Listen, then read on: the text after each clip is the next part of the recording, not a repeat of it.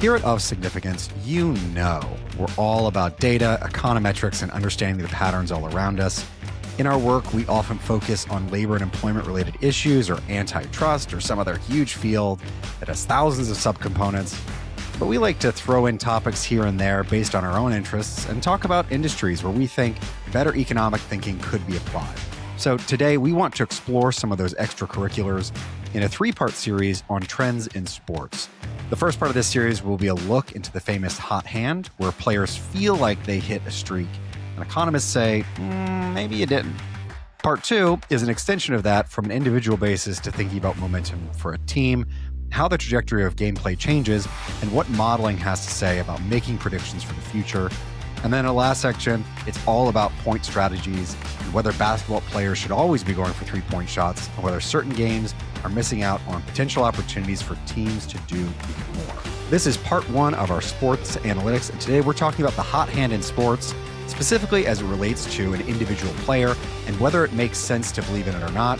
Joining me today are Drs. Nathan Woods and Dr. Steve Bronars, as well as false advertising claims expert and sports documentarian, Sush Jain. If you like the pod, consider liking, subscribing, and sharing our episodes as it helps us fight the dreaded algorithm. Let's start with the concept of the hot hand. Generally, you guys know I'm not a sports guy, but I think of it as kind of being like an athletic flow state, like creativity in sports, that you're in some mode that causes you to perform better than expected. As I understand it, academics have tried looking at this concept, but I'm kind of curious just on a baseline, how do they think about it and how does that compare with a lay person's understanding of the idea?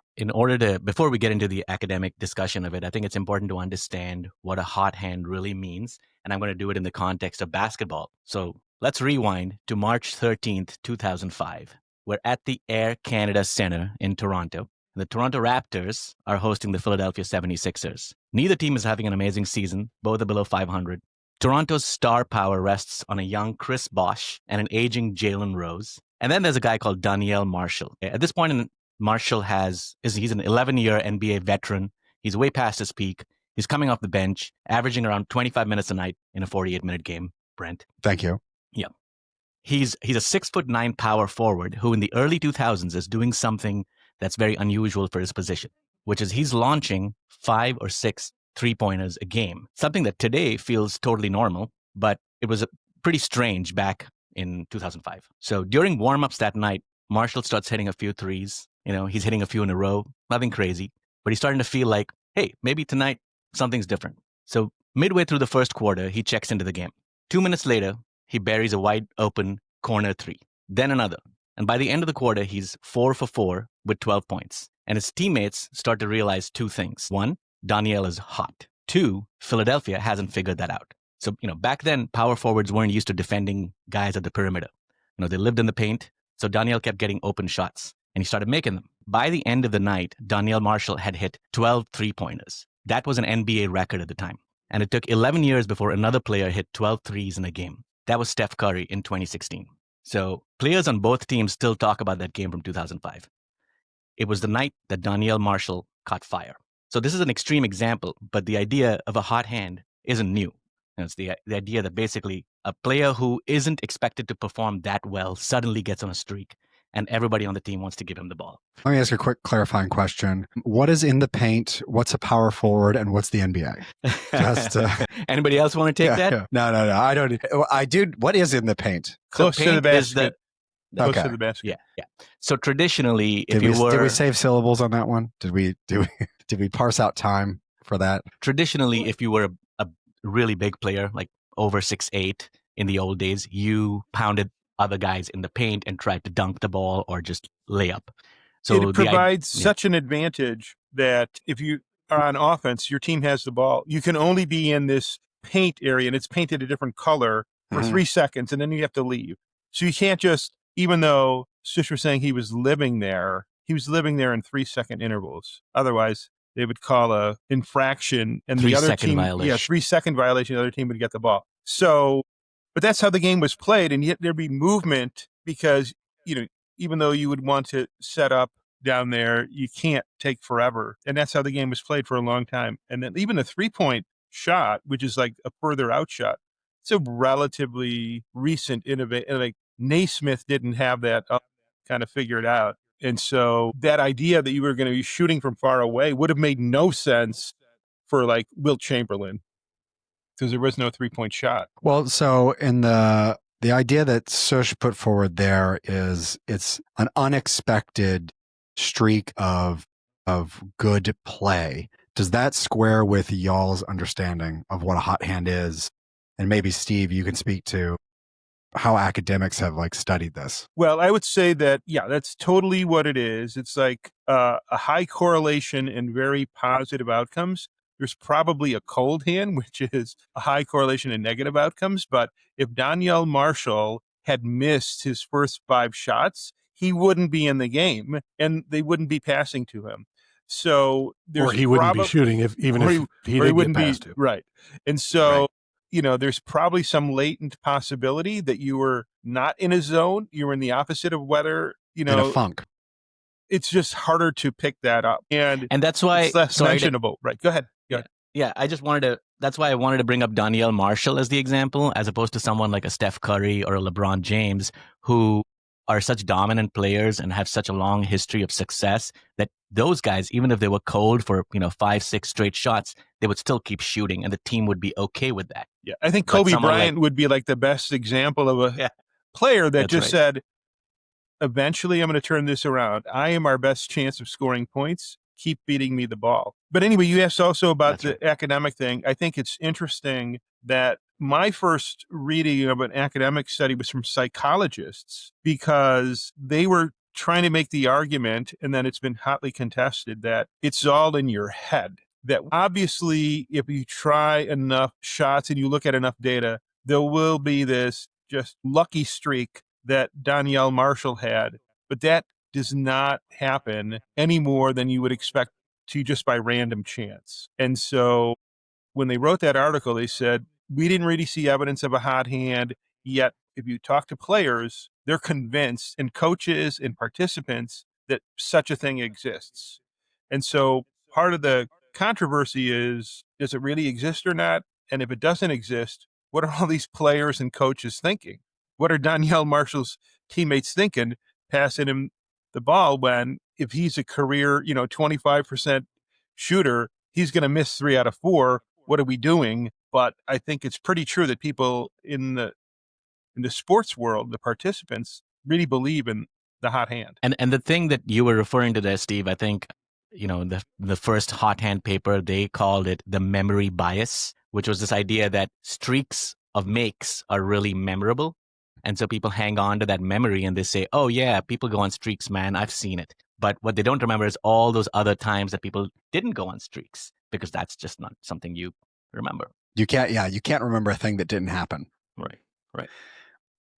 So are there ways that we can actually measure, test, figure this out? Come on, let's use our economist brains and get some data. Is there any way that we can actually figure out if a hot hand really could exist? So the first study on this was the Tversky, Gilovich, Vallone paper, which is very famous among academic economists who care about sports. And that was written in 1985.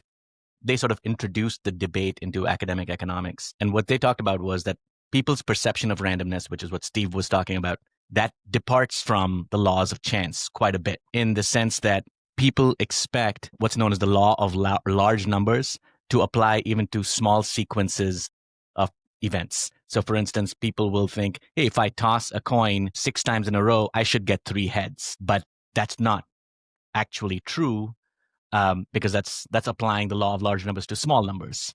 Tversky basically said that that's a belief in the law of small numbers. So what they did was they went out and they surveyed 100 basketball fans, and they found that 91% of the fans believed that a player has a better chance of making a shot after having just made his last 2 or 3 shots than he does having just missed his last 2 or 3 shots. So that was the belief. And then they said, well, let's look at the data and see if it actually bears out. So I can tell you a little bit more. Well, yeah. I mean, to me, that sounds a lot like the same concept in gambling. Like, I'm due for a win. Either you're already winning, so you're going to stay on a streak, or you've lost so much that you're going to flip to, you got to come up with something positive now that no matter what, the way you're interpreting it is always biased in the direction of some trend line is going to be formed here. So actually what you're saying is really great because that's two opposing ideas, right? So the one is I'm hot, so I'm going to keep winning. And then the other one is I'm due because I've been cold. Right?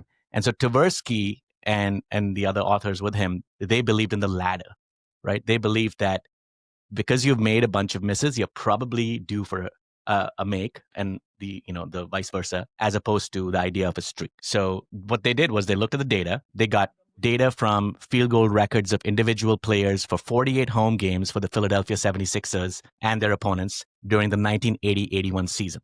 And then what they found was that the probability of a make after a miss was higher than the probability of a make after a make. And they found that for players like Julius Erving and Lionel Hollins and Maurice Cheeks, guys that Steve and Nathan probably idolized. Yeah, it was even better than 2005. Yeah. Wait, did they have the probability of a miss after a miss, right? Wouldn't that be another relevant question in that population? Because that's just one minus.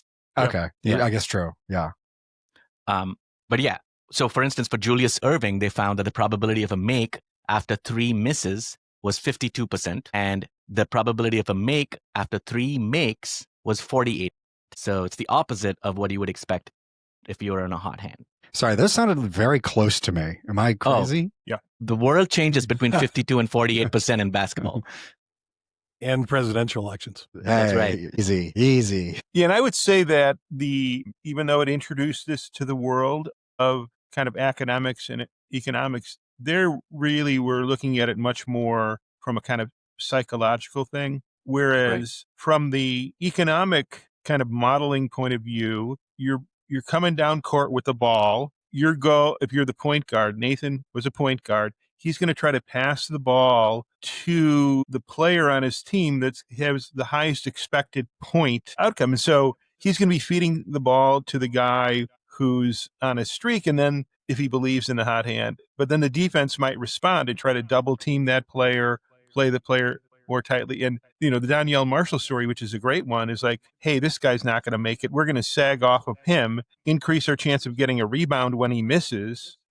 And even though it's kind of an interesting study, it doesn't have an equilibrium kind of what closes the loop on this, because defenses can respond as well as the point guard on your own team, whose job it is to distribute the ball. And like we were saying, if you've missed a bunch of shots, probably the next one you take, you're going to be wide open or close to the basket because you're not feeling it. Whereas the Julius Erving, after he makes 3 in a row, his 4th shot, he's probably being covered more, and you need to take that into account. And the thing that kind of ties it all together is the team is trying to score points, and they're looking at whatever the best option is. And even at 48%, that might have been the best option available to the team at that point in time. So it doesn't really kind of tell you only what's going on in terms of the hot hand. It's also all the responses that could be happening to it. Yeah, and I think if you do have a hot hand, and I've heard this from people, I've never actually had it myself, but if you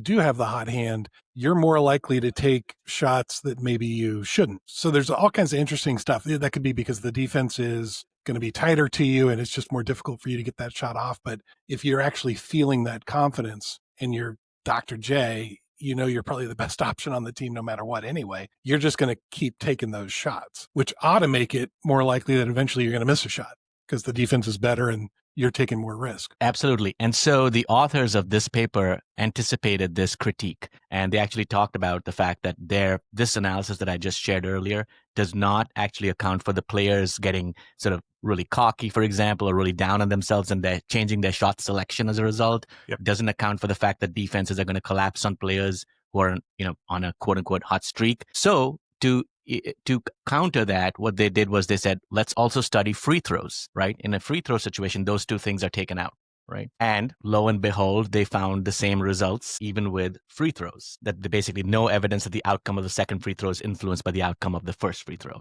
and so on. I think to be fair though, and they did that, and I think it was with like Penn students or something too. Right. People aren't really usually talking about the hot hand when it comes to free throws, except if you're just missing them or something. But I think that, somebody goes to the line and go, you're a 90% free throw shooter or 80% or 70%.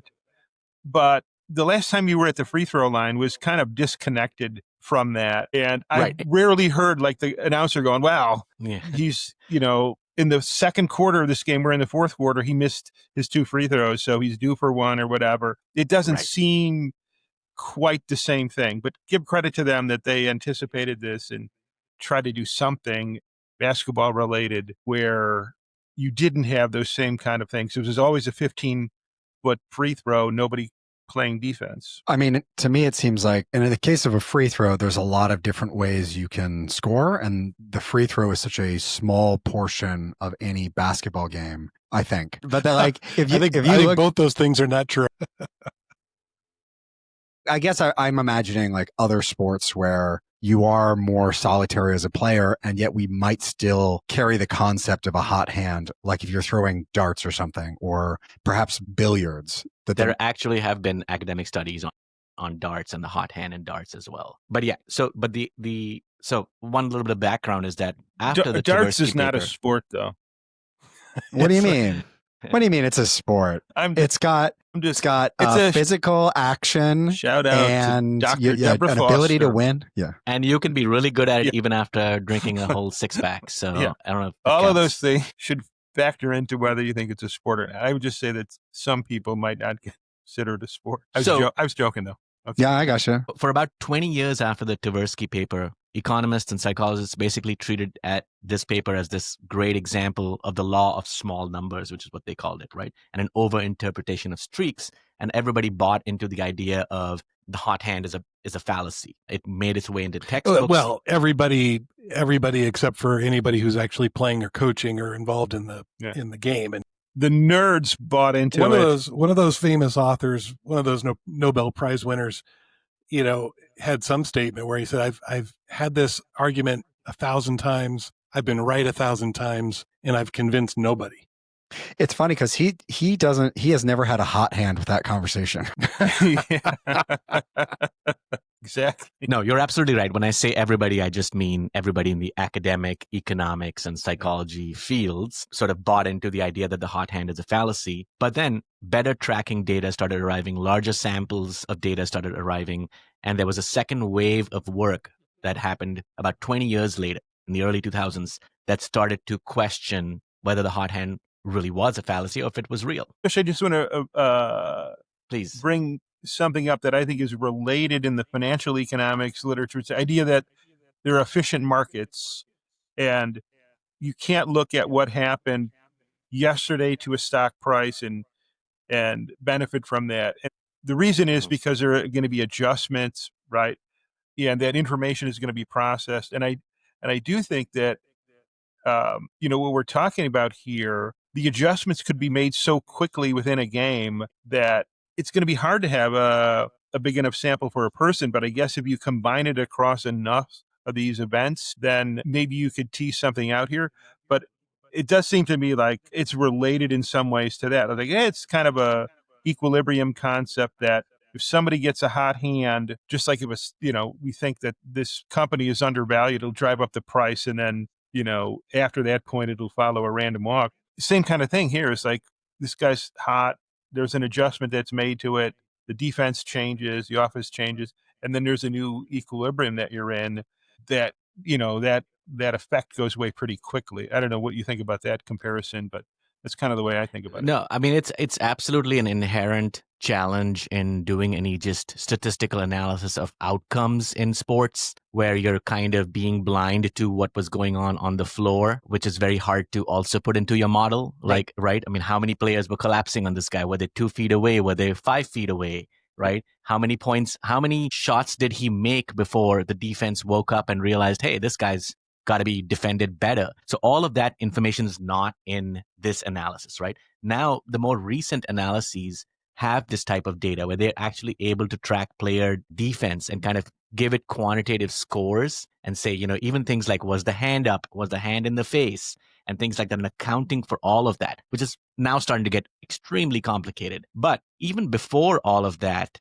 there was a paper that happened that came out, I think, in 2018 in Econometrica, where not even taking any of those other things into account, they looked back at the GVT 1985 paper that we were just discussing and found that there were issues even with the statistical analysis that they were doing, that there was kind of a bias in the way they were looking at those very simple numbers. And the idea there was that there was kind of a small sample bias that was going on in there, in the sense that you have to account for the fact that somebody had a make, then the probability of a make actually does go down after a make in any sample. And so the example that these authors gave, and that's Joshua Miller and Adam Sanjurjo, I don't know how to pronounce his last name, but the idea that the example that they gave was to flip a coin 100 times and write down the result that immediately follows a heads. And what they found was that heads that the outcome after a heads always had a probability of heads being less than 0.5. So there was, I didn't say that maybe you can restate what I'm saying. Actually, maybe you could restate what you're saying, because I don't think I understood it. Okay. So basically, they just said write down the immediate outcome of a flip every time you had a heads, the next one. Yeah, what happens next? And so what happens next? And what they find is what happens next is that heads happens less than 50% of the time after a heads. Yes. Right? And so knowing that there's already an inherent bias in your hot hand analysis if you're not going to account for that fact. Does that make sense? Yes. Okay. What do you think about that, Steve? I wouldn't have thought that's where you're going. I haven't read that paper. Okay. I would have thought that maybe it had to do with the fact that you're deviating from what would have been expected, and there's some kind of mean reversion because you don't know exactly what Steph Curry or Danielle Marshall, whoever, what the norm is. And it's sort of like when you have short panel data and you put in the average, it's like, well, half the time you're going to be above average, half the time below. I think it might be related to that same kind of point.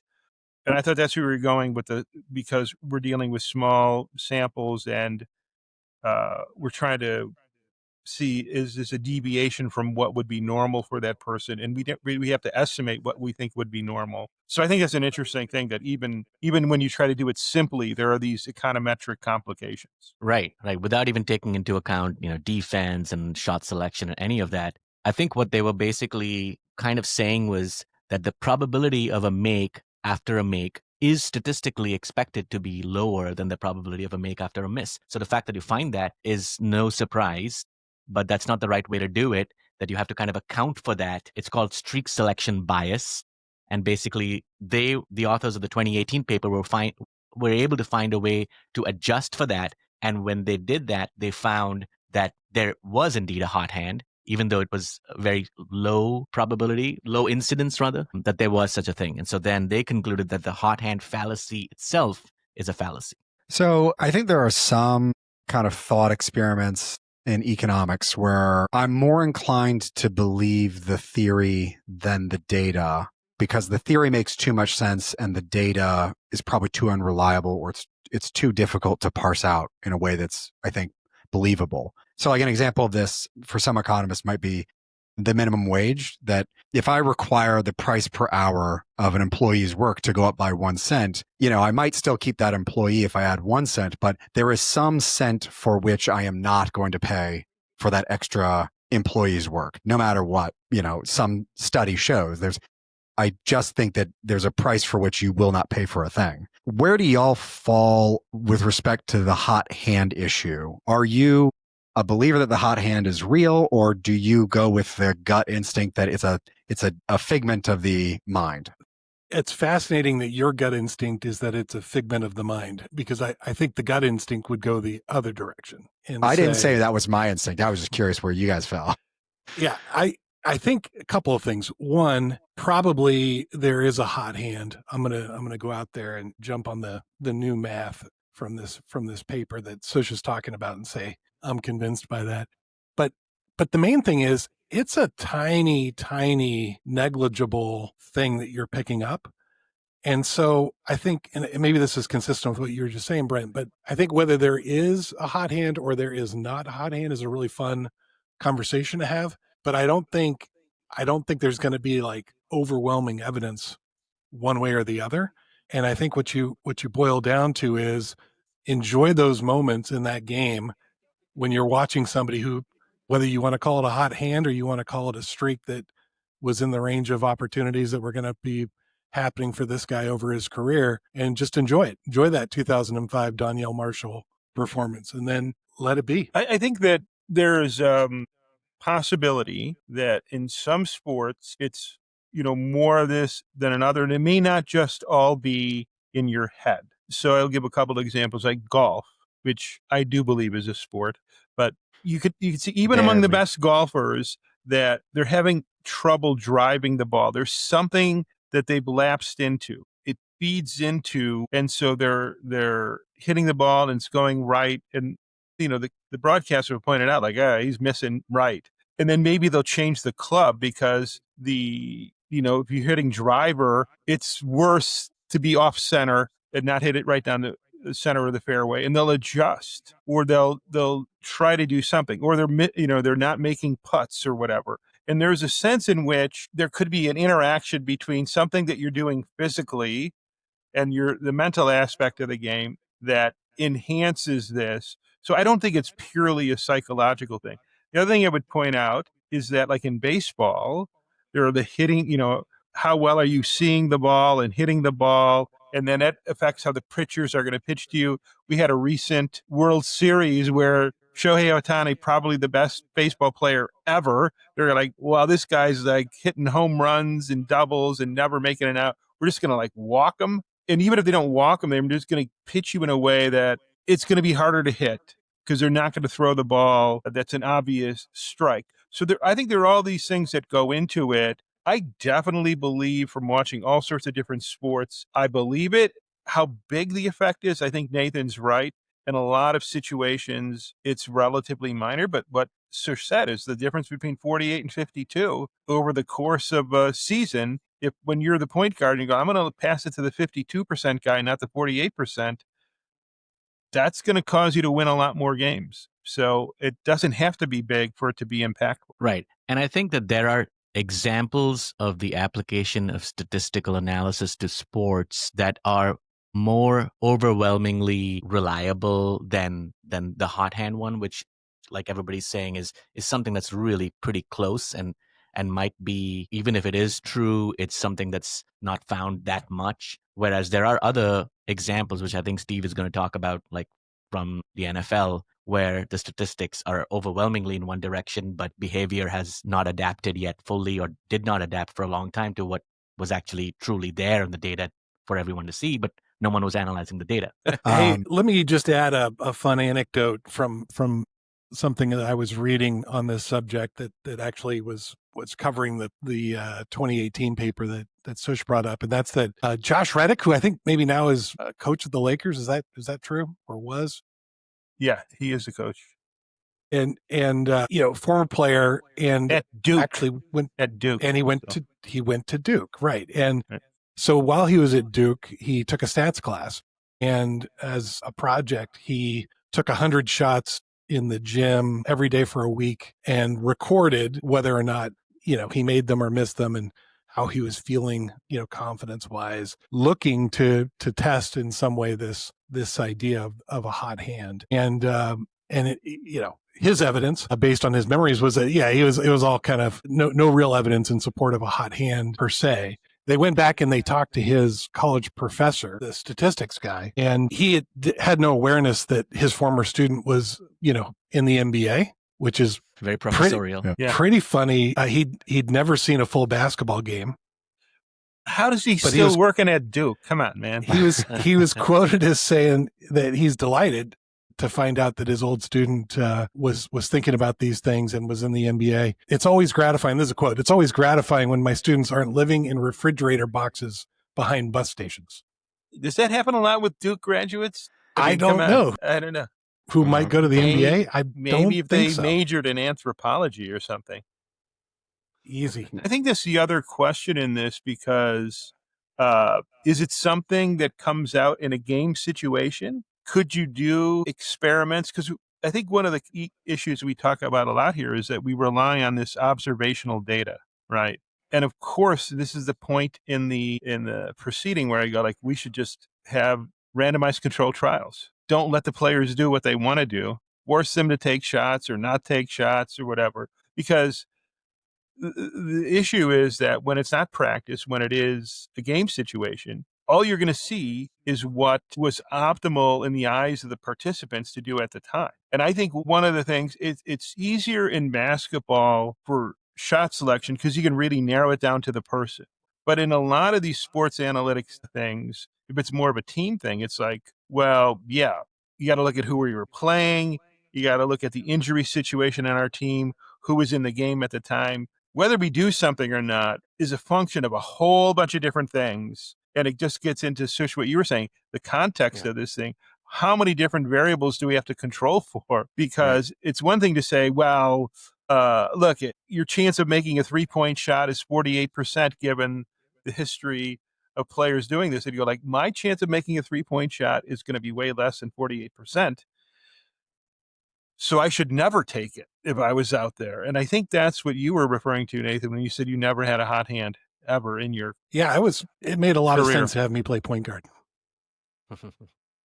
So it doesn't extend from player to player, from team to team, and it may not extend from practice to a game situation. And so I'm not sure what Reddick thought he was doing there, but, it's kind of cool that he thought he would try running his own kind of experiment. I always say you miss 100% of the shots you don't take, but get 52% of the shots that you take after you miss one. Join us for the next episode where we'll talk about expanding the concept of the hot hand to a team and what we're generally calling momentum and whether you can change the weather. This episode's been brought to you by Edgeworth Economics, a leader in economic consulting, and with the help of our producers, Kimberly Krewald, Ryan Deal, and Brian McLamara of Brand Ready Media. Thanks for listening, Stat Pack, and always remember to check your assumptions.